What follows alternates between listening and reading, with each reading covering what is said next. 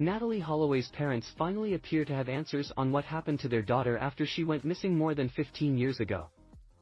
Joran van der Sloot allegedly told her mother that he'd bludgeoned her to death after she rejected his advances, a story that prosecutors relayed to the court during a Wednesday, October 18, court hearing in Alabama. Joran, 36, pleaded guilty to both wire fraud and extortion after allegedly attempting to get Natalee's mother to pay him $250,000 in 2010 in exchange for information on where her daughter's remains were located, despite insisting for years that he had nothing to do with her disappearance.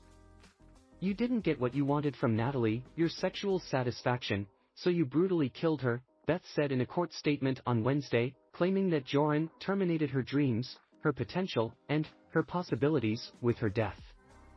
According to Joran's attorney, John Q. Kelly, revealing details of the late 18-year-old's horrific murder and how her body was disposed of was a condition of his plea deal, but there will not be any further investigation or search or anything like that for Natalee's remains. After entering his guilty plea, U.S. District Judge Anna Monosco sentenced Joran to serve 20 years behind bars. "I have considered the factual statements about extortion and wire fraud but also considered your confession to the brutal murder of Natalee Holloway," the judge said at the time.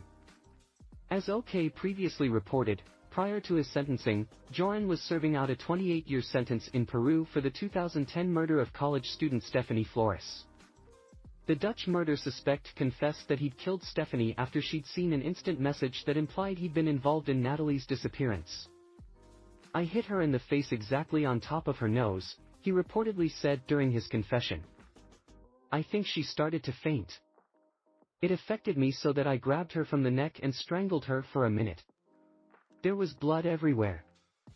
What am I going to do now? I had blood on my shirt. There was also blood on the bed, so I took off my shirt and put it on her face, pressing hard, until I killed Stephanie."